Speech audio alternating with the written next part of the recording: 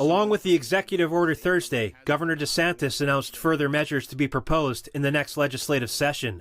Clearly, when you're talking about the CCP and you're talking about countries like that, we need to have some distance there, and we need to have a layer of protection for the people of Florida.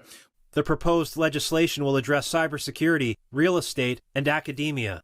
Florida has 7 countries of concern on its list. Those countries are China, Cuba, Russia, Iran, North Korea, Syria, and Venezuela. The measures aim to make it harder for these countries to engage in espionage or influence operations within Florida's borders.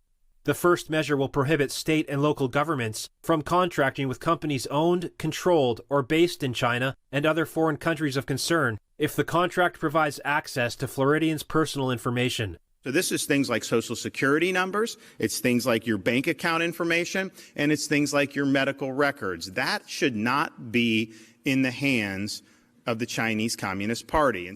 The second will stop China and other maligned countries from purchasing agricultural land in Florida and land close to military bases in the Sunshine State.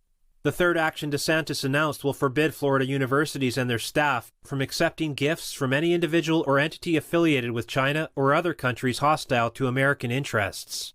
DeSantis also mentioned the Chinese regime's role in the COVID pandemic, their efforts to cover up the origin of the virus, and the part they play in manufacturing and shipping fentanyl to drug cartels in Mexico that run it into the U.S. across the southern border.